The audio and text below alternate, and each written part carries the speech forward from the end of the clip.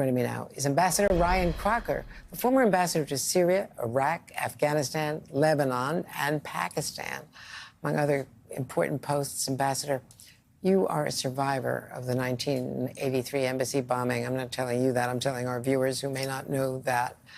Israel, until only days ago, was insisting it had to continue striking Hezbollah pockets and weapons stockpiles in southern Lebanon.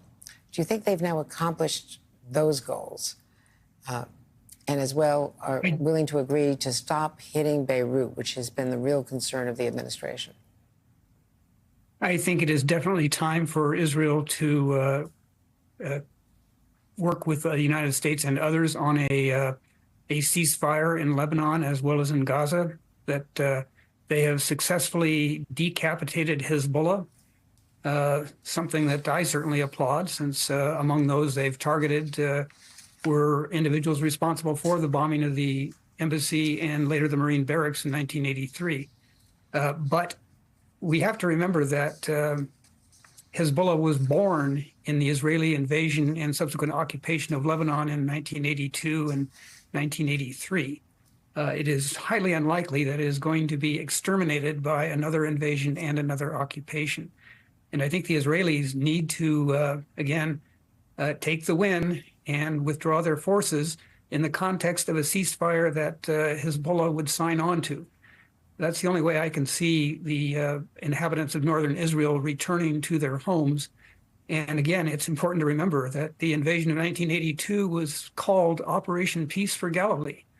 Well, 42 years later, we're a long way from peace for Galilee. And Hezbollah has shown an ability to continue its rocket fire into northern Israel. So the Biden administration effort to achieve a ceasefire is something that I very much hope will be successful, that the Israelis will listen carefully and that Iran will too. I was traveling with Secretary Blinken last week and was questioning him and Minister Safadi from Jordan, whom you know was the foreign minister and deputy prime minister. And the Jordanian minister said to Secretary Blinken that Israel is not listening to anyone. His conclusion after the week of diplomacy from the secretary was that Israel's prime minister is just not listening to the U.S., that the U.S. doesn't have enough leverage. Is the U.S. not using the leverage it has? Well, this has been a hugely complicated and very tragic situation for all those involved. The Palestinians have suffered horribly in Gaza. The trauma of October 7th on Israel and Israelis cannot possibly be overestimated. And now we're seeing suffering in Lebanon.